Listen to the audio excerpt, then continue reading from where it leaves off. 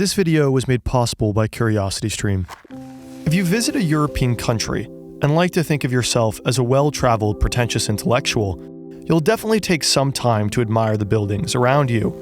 You'll point to one and say, yes, that's a cathedral. History. And that's one of the special things about the place. It looks old.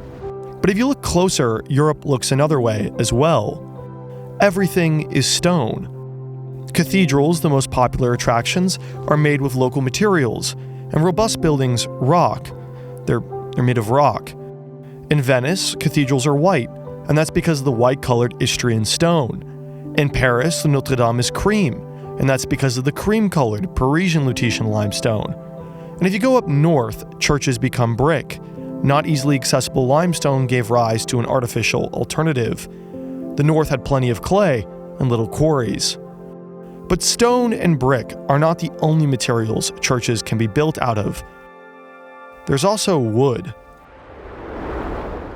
In Norway, you can find 28 stave churches, some of the most unique buildings on the European continent that look out of this world.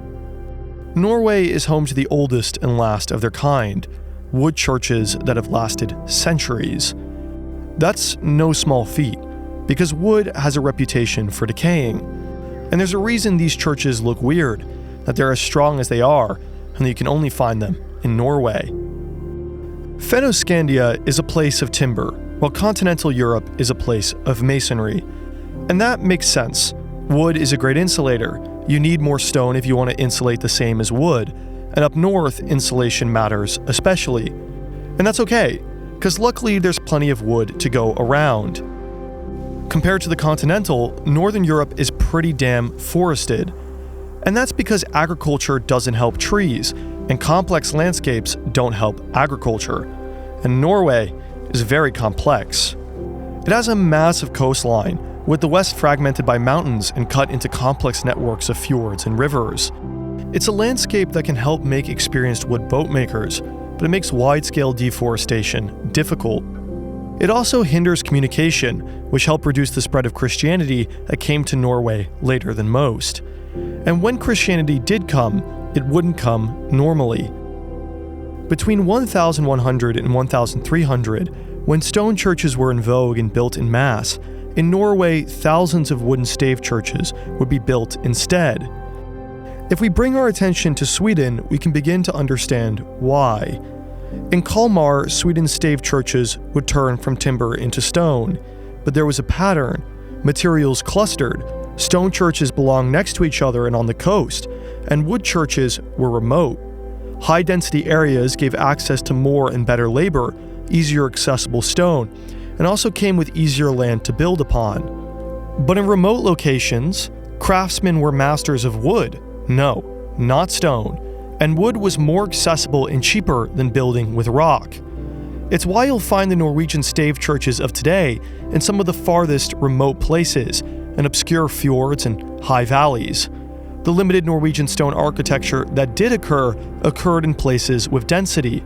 But stone was more than evidence for accessible materials, a certain amount of density, or a good location. It's also evidence of a status-hungry, rich elite. See, big stone churches and castles are in some ways the historic big dick measuring contest of the medieval ages. And Norway is weird because historically it had fewer and poorer landowners compared to other parts of Western and Northern Europe. And that's because topography and geography can do more than lead to wood houses. The argument goes, Norway sucks for cultivation. Only around 3% is arable. That's not a lot. And it's much worse than Denmark and southern Sweden, who have wide fertile valleys and large continuous plains with moraine soil. The reason this matters is because large plains with good soil can lead to agricultural yields that provide easier surplus for elites, who now have an easier time gathering the manpower and then resources to produce big stone buildings. But if you have rugged, segmented land that doesn't produce easy centralization, and you don't have arable land that provides easy surplus resources, you're gonna have a poor elite that won't be able to easily build with stone. Add on the fact that Norway is made of largely harder metamorphic rock, while continental Europe has easier access to limestone and sandstone, the ultimate soft stone building materials, and you create a recipe for a stone disaster. Norway doesn't have many stone buildings whatsoever, and and of the ones that are built, they're smaller in size and made of super weird materials like soapstone. Soapstone is a crazy stone. Literally nobody builds with soapstone except for Norwegians. It's weird.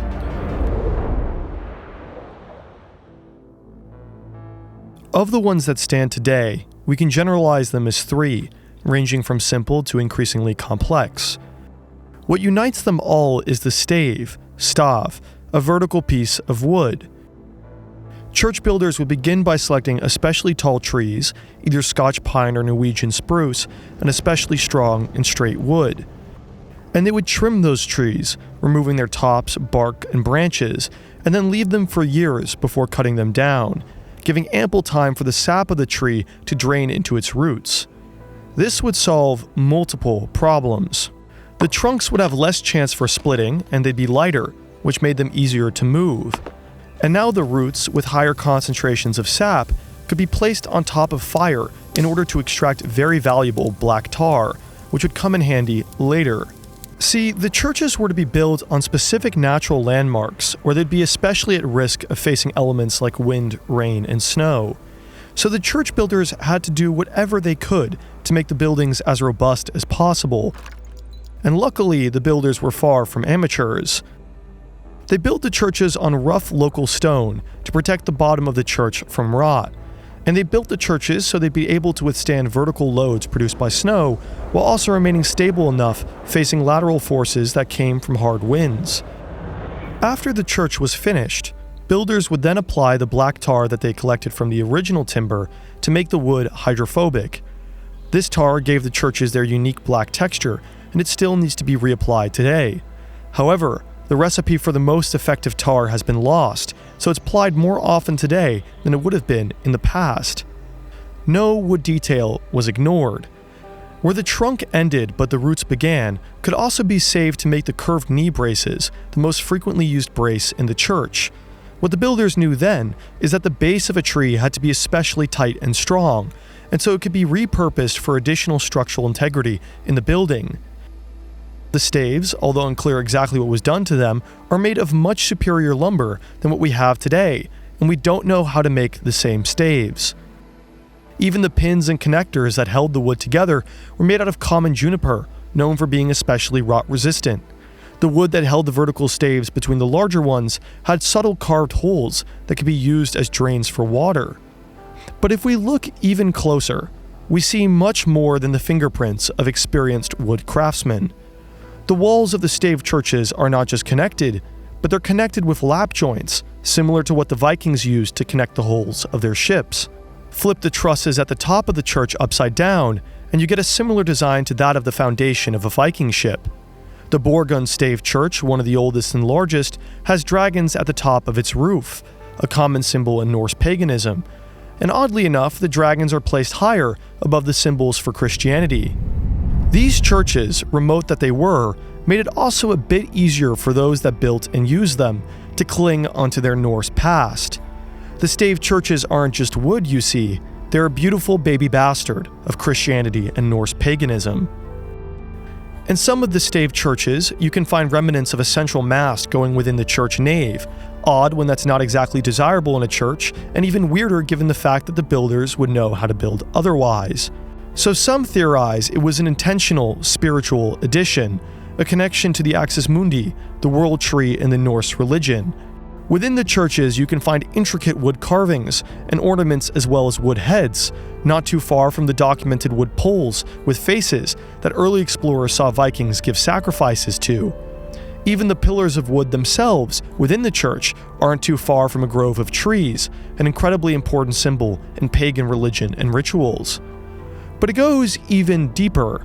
Many churches come with explicit portals, often featuring the Last Judgment. The stave churches also came with portals, but not of the same scene. Instead of Christ, they showed fantasy animals, like massive snakes and dragons fighting each other, twisted in vines.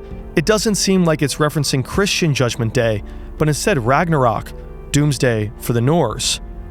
So no, the churches aren't really weird. They're just a product of evolved apes adapting to their local circumstances and constructing things that reflect the local environment and materials. And if you want to know more about evolved apes, I highly recommend checking out the most insane series I've seen on Evolved Apes in my lifetime, Becoming Human. It's creatively directed by one of the best team of editors I know on this planet, who are the only ones that go as far as they do to visually explain monkey skulls. I mean this with no exaggeration. There are literally no documentaries on this planet visualizing and explaining human evolution like they are. And you can only watch it by signing up for the Streamy Award-nominated streaming service, Nebula, which has thousands of other unique titles that you can binge afterwards. And the best way to get Nebula is by signing up for the CuriosityStream Nebula bundle that you can now get with a holiday discount of 42%. That is less than $1 a month and is as cheap as it ever gets. That's crazy. The Becoming Human series is worth $11.59 on its own, but you can now pay that amount by following the link at curiositystream.com/hoch, get Becoming Human, and then you can get a year-long subscription for both CuriosityStream and Nebula, which means access to thousands of different shows while supporting independent creators that are just trying to make you the best content. By following the link, you can get yourself or a friend a Christmas gift, while also giving a bunch of independent video editors a gift as well. If you check out curiositystream.com/hoch, you will not be disappointed.